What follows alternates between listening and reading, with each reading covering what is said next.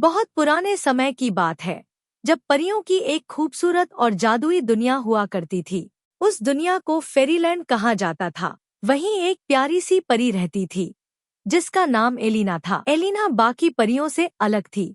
वह सिर्फ सुंदर ही नहीं, बल्कि साहसी, समझदार और दयालु भी थी। वह हमेशा दूसरों की मदद करती और अपने जादुई पंखों से सबके चेहरे पर खुशी ले आती थी। लेकिन एक दिन फेरीलैंड पर अंधेरा छा गया। एक बुरी चुड़ैल, मेलिसा, ने खतरनाक जादू कर दिया। जादुई फूल मुरझा गए, नदियाँ सूखने लगी और परियां उड़ नहीं पा रही थी। डर और उदासी पूरे फेरीलैंड में फैल गई। रानी भी उस जादू की वजह से बेहोश हो गई। सब परियां डरकर अपने घरों में छिप गईं। लेकिन एलिना हार मानने वाली नहीं थी। उसने अपनी पुरानी किताबें खोली और मेलिसा को रोकने का उपाय ढूंढने लगी। एक रात उसे एक प्राचीन ग्रंथ में लिखा मिला कि सच्चे दिल वाली परी ही अंधेरे जादू को खत्म कर सकती है।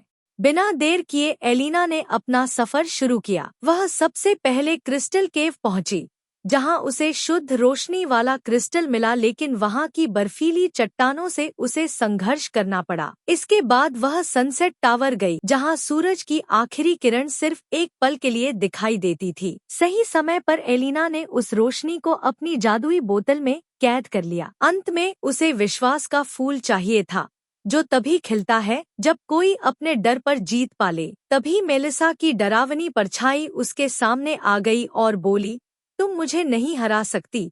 एलिना ने आंखें बंद कीं, गहरी सांस ली और शांत स्वर में कहा, मैं लड़ने नहीं, सच्चाई को जगाने आई हूँ। उसी पल वह फूल खिल उठा। अब एलिना के पास तीनों जादुई चीजें थी। वह फेरीलैंड के मुख्य महल पहुंची, जहां मेलिसा ने अंधकार फैला रखा था। जैसे ही एलिना ने तीनों शक्तियों को मिलाकर जादू किया, तेज रोशनी फैल गई और सारा अंधेरा टूट गया। मेलिसा की ताकत खत्म हो गई और वह जमीन पर गिर पड़ी।